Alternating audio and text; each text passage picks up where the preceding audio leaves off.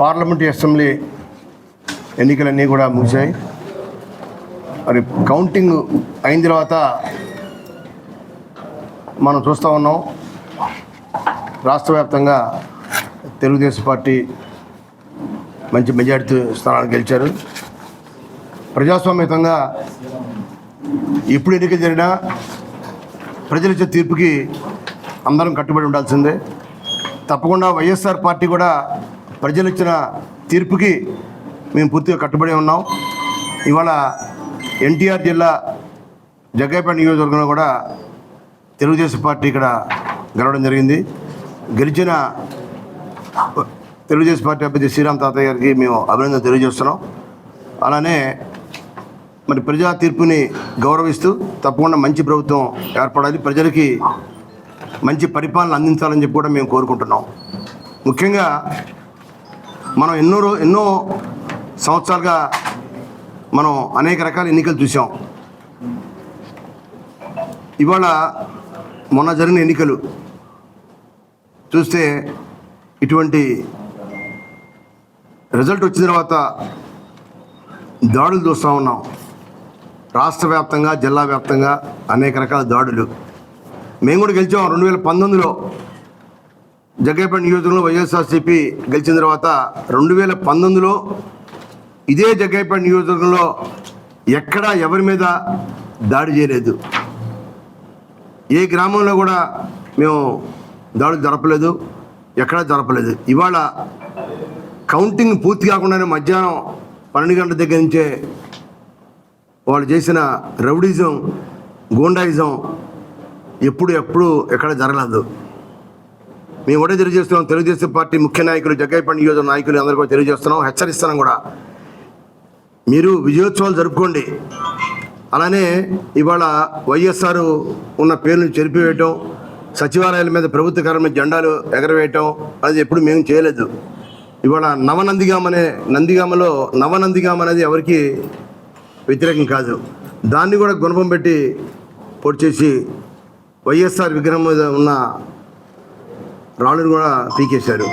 అది జగ్గయ్యపేట కాన్స్టిట్యున్సీలో కూడా అనేక రకాల విధ్వంసకాండలు చేస్తూ ఉన్నారు, దాడులు చేస్తూ ఉన్నారు, జెండా దిమ్మెల్ని పగలగొట్టేస్తూ ఉన్నారు.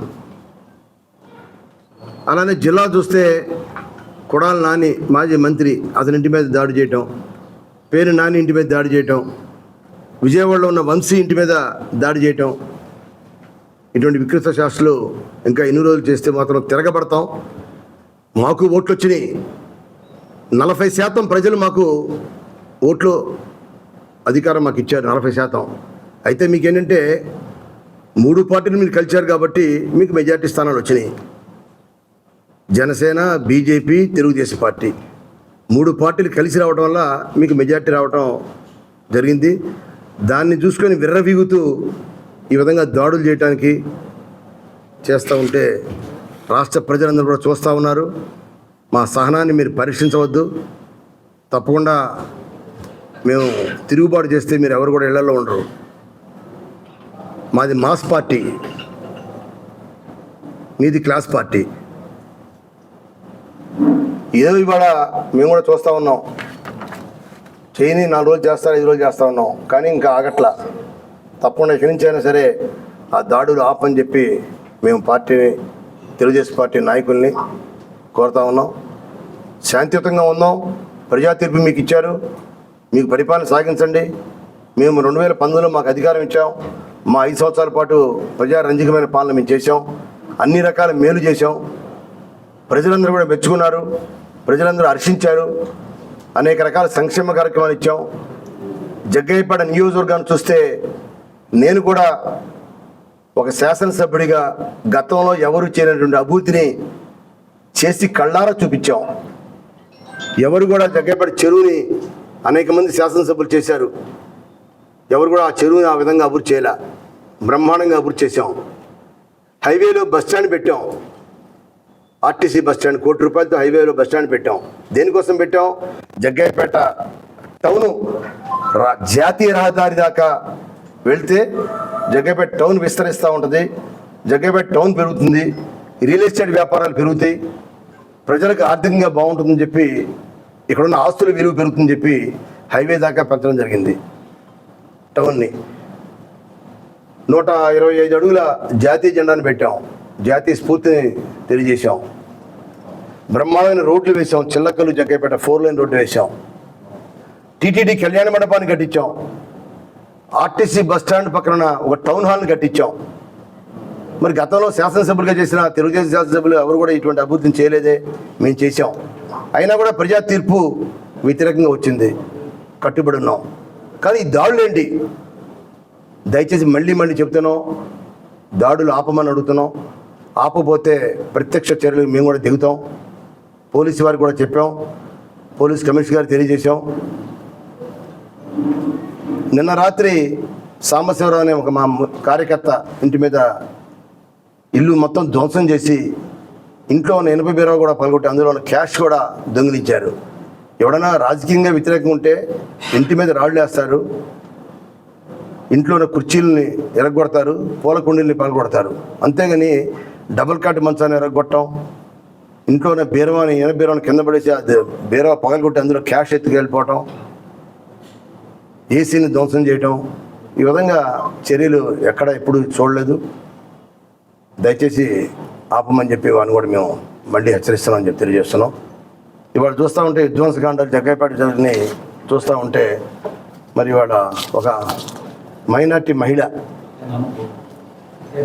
విద్యానగర్ అనే చోట వాళ్ళ అబ్బాయి వైఎస్ఆర్ పార్టీ కార్యకర్త అయితే ఆ కార్యకర్త కనిపించలేదని చెప్పి, అలానే గోపి అనే ఒక కార్యకర్త అమానుషంగా దాడి చేశారు. బైక్ మీద వెళ్తుంటే ఎరా మొన్న వైఎస్ఆర్ పార్టీకి ప్రచారంలో తిరుగుతున్నావు నువ్వు అని అతని మీద దాడి చేయడం జరిగింది. గోపి అనే కార్యకర్త మీద. వీటన్నిటి మీద రిపోర్ట్ ఇచ్చాం. అందరికి కూడా బెయిలబుల్ కేసులే. 41 నోటీస్ ఇవ్వటం, బెయిల్ ఇవ్వటం, పంపటం, మళ్ళీ బయటికి రావటం, మళ్ళీ ప్రజల మీద చూపట్టడం. ఇక్కడ ఒక కార్యకర్త నవాపేట విలేజ్లో ఇవాళ జోజీ అనే ఒక ఎస్సీ అతని మీద తల పగలగొట్టారు. జోజీ తల పగలగొట్టారు నవాపేట విలేజ్. గతంలో మంటలు జరిగింది ఆ విలేజ్లో. అటువంటి విలేజ్లో కూడా ఈ విధంగా అమానుషమైన చర్యలు చేస్తూ ఉన్నారు. ఇక్కడ నవాపేటలో అదే గ్రామంలో ఒక మహిళ మీద దాడి.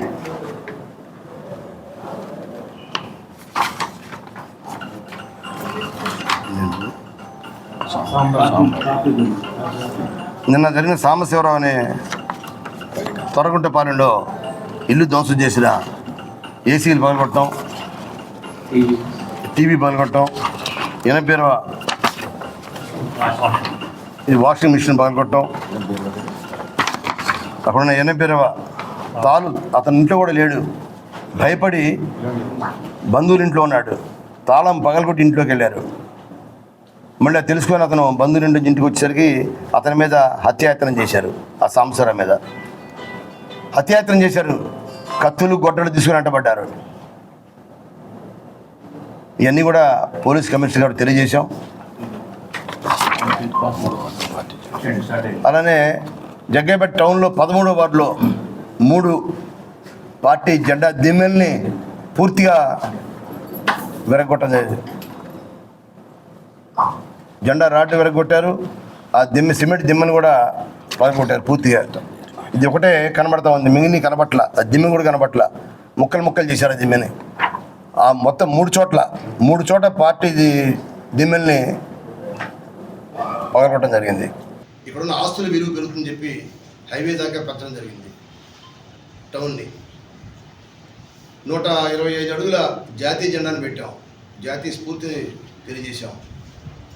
బ్రహ్మాండమైన రోడ్లు వేసాం. చిల్లకల్లు జగ్గైపేట 4 లైన్ రోడ్డు వేసాం. టీటీడీ కళ్యాణ మండపాన్ని కట్టించాం.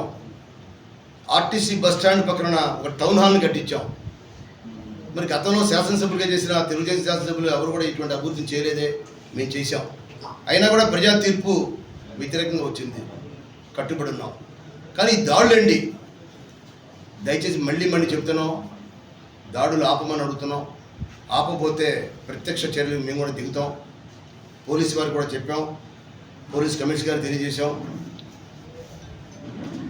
నిన్న రాత్రి సాంబశివరావు అనే ఒక మా కార్యకర్త ఇంటి మీద ఇల్లు మొత్తం ధ్వంసం చేసి ఇంట్లో ఉన్న ఇనుప బీరువా కూడా పలుకొట్టి అందులో ఉన్న క్యాష్ కూడా దొంగిలించారు. ఎవడైనా రాజకీయంగా వ్యతిరేకం ఉంటే ఇంటి మీద రాళ్ళు వేస్తారు, ఇంట్లో ఉన్న కుర్చీలని ఎరగొడతారు, పూల కుండీల్ని పగలగొడతారు. అంతేగాని డబుల్ కాట్ మంచాన్ని ఎరగొట్టడం, ఇంట్లో ఉన్న బీరువాని ఇనుప బీరువాని కింద పడేసి అది బీరువా పగలగొట్టి అందులో క్యాష్ ఎత్తుకెళ్ళిపోవటం, ఏసీని ధ్వంసం చేయటం, ఈ విధంగా చర్యలు ఎక్కడ ఎప్పుడు చూడలేదు. దయచేసి ఆపమని చెప్పి వాళ్ళు కూడా మేము మళ్ళీ హెచ్చరిస్తామని చెప్పి తెలియజేస్తున్నాం. ఇవాళ చూస్తూ ఉంటే విధ్వంసకాండ జగ్గైపేట జరిగిని చూస్తూ ఉంటే మరి ఇవాళ ఒక మైనార్టీ మహిళ విద్యానగర్ అనే చోట వాళ్ళ అబ్బాయి వైఎస్ఆర్ పార్టీ కార్యకర్త అయితే ఆ కార్యకర్త కనిపించలేదని చెప్పి ఆ కంట్లో కారం కొట్టి ఆమెను గాయపరిచారు. మెహబూబీ ఆమె పేరు, జగ్గైపేట టౌన్లో ఉంటుంది ఆవిడ. ఆవిడ చేసిన నేరం ఏం లేదు.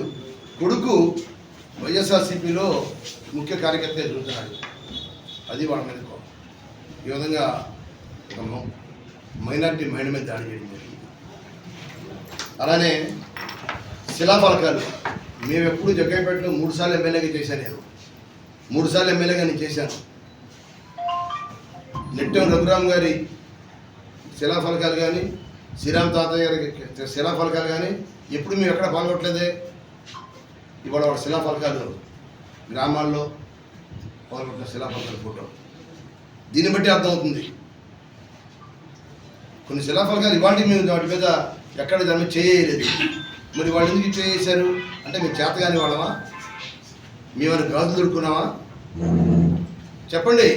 పాత్రికేయులైనా కూడా దీన్ని చూడాలి. మీరు శిలాఫలకాలు ఈ విధంగా పాల్గొట్టేస్తున్నారంటే దీన్ని బట్టి అర్థమవుతుంది.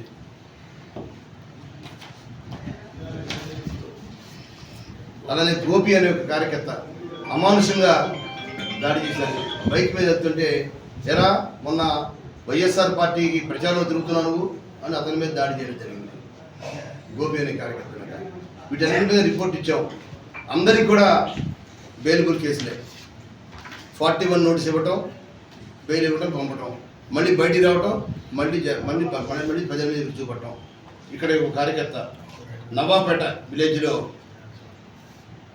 ఇవాళ జోజీ అని ఒక ఎస్సీ అతని మీద తల పగలగొట్టారు. ఒక జోజీ తల పగలగొట్టారు నవాపేట విలేజ్. గతంలో మర్డర్ జరిగింది ఆ విలేజ్లో. అటువంటి విలేజ్లో కూడా ఈ విధంగా అమానుషమైన చర్యలు చేస్తూ ఉన్నారు. సాహసిస్తాం. ప్రజాస్వామ్యతంగా ఇప్పటివరకు మేము ఎటువంటి చర్యలు చేయలేదు. గతంలో ఎమ్మెల్యేగా చేసినా ఇప్పుడు కూడా ఎక్కడా చేయలేదు అని చెప్పాను. మళ్ళీ తెలియజేస్తున్నాను. దయచేసి చెప్తున్నాను. ఈ రోజు నుంచి ఇవాళ తారీఖు 10వ తారీఖు. ఈ 10వ తారీఖు నుండి ఏ గ్రామంలో అయినా సరే, ఎక్కడ జగ్గైపేట కాన్స్టిట్యున్సీలో ఏ టౌన్లో అయినా సరే, ఎక్కడైనా సరే మళ్ళీ గొడవలు దొరికితే మాత్రం రేపు 10వ తారీఖు నుండి మేము కూడా దానికి ప్రతీకార చర్య ఉంటుందని చెప్పి తెలియజేస్తున్నాం. కాబట్టి దయచేసి వైఎస్ఆర్ పార్టీ నాయకులు కానీ, కార్యకర్తలు కానీ ఎక్కడ కూడా మీరు సహనం కోల్పోవద్దు. మేమే పిలిపిస్తాం. ఒక నాయకుడిగా, ఒక శాసనసభ్యుడిగా పనిచేసిన నేనే పిలిపిస్తాను.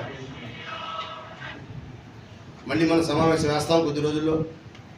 ఈ విధ్వంసకాండ రేపు వాళ్ళ 10వ తారీఖు నుండి ఆగకపోతే పోలీస్ కమిషనర్ గారు కూడా తెలియజేస్తాను. ప్రతిరోజు జరుగుతూ ఉన్నాయి. ఇవన్నీ ఆపాలి. మీరు పోలీస్ డిపార్ట్మెంట్గా కఠినమైన చర్యలు తీసుకోవట్లా. ఏదో కేసు పెడుతున్నారు, 41 నోటీస్ ఇస్తున్నారు, బెయిల్ మీద బయటకు వస్తున్నారు, మళ్ళీ తిరిగి అదే వ్యక్తిని మళ్ళీ దాడి చేస్తూ ఉన్నారు. కాబట్టి కఠినమైన చర్యలు తీసుకోవాలని చెప్పి పోలీస్ డిపార్ట్మెంట్ కూడా నేను కోరుతున్నాను. కాబట్టి అలానే ఇవాళ వైఎస్ఆర్సీపీ గెలుపు కోసం పనిచేసిన ప్రతి కార్యకర్తకి, నాయకుడికి నేను హృదయపూర్వకంగా వారికి ధన్యవాదాలు, కృతజ్ఞతలు తెలియజేస్తున్నాను. ఎవరు కూడా నిరుత్సాహపడ పని లేదు. మనకు కూడా 40% ఓట్లు వచ్చినాయి. ప్రజలు కూడా మన వెంట ఉన్నారు. ప్రజలు కూడా మనకు మంచి బలాన్ని ఇచ్చారు. అయితే 3 పార్టీలు కలవటం వల్ల వారికి బలం ఎక్కువైంది, మెజార్టీ స్థానాలు ఎక్కువ వచ్చినాయి.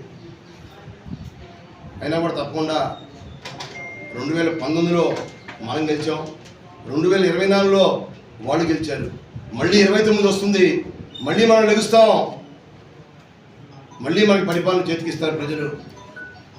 కాబట్టి తప్పకుండా ప్రజలందరూ కూడా, కార్యకర్తలందరూ కూడా ప్రజలకు దగ్గరగా ఉంటూ ప్రజాసేవలో మళ్ళీ మనం చేద్దాం, ప్రజాస్వామ్యంగా మనం పనిచేద్దాం, ప్రజల మెప్పు కోసం కృషి చేద్దాం.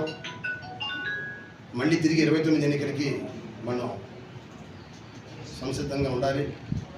రేపు జరగబోయే స్థానిక ఎన్నికలు కానీ, సహకార సంఘ ఎన్నికలు కానీ, నీటి సంఘాల ఎన్నికలు కానీ, ఏ ఎన్నికలు వచ్చినా తప్పకుండా మనం కూడా ప్రజాస్వామ్యంగా మనం పనిచేద్దాం, పోటీ చేద్దాం, గెలుద్దాం. ప్రజలు ఇవన్నీ గమనిస్తూనే ఉంటారు. ఏదో కొన్ని అవాంతరాలు, కొన్ని మన పార్టీలు కూడా లోటుపాటు జరిగినాయి. ఇవన్నీ కూడా మనం ఆత్మవిమర్శ చేసుకుందాం. ఎక్కడ లోటుపాటు జరిగినాయి, ఎక్కడ మన ప్రజలు తిరస్కరించారు, ఎందుకు ప్రజలు ఇన్ని సంక్షేమ కార్యక్రమాలు ఇచ్చినా, ఇంత అభివృద్ధి చేసినా మన్ని ఎందుకు తిరస్కరించారనేది కూడా ఆత్మ పరిశీలన చేసుకుందాం. రాష్ట్ర వ్యాప్తంగా, జిల్లాల వ్యాప్తంగా, నియోజకవర్గ వ్యాప్తంగా ఆత్మపరిశీలన చేసుకుంటాం. తప్పకుండా ప్రజల ముందుకు మేము వస్తాం. ప్రజాసేవకు ఎప్పుడు కూడా నిమగ్నమే ఉంటాం, పునరంకితం అవుతాం మళ్ళీ అని చెప్పి తెలియజేస్తూ సెలవు తీసుకుంటాం.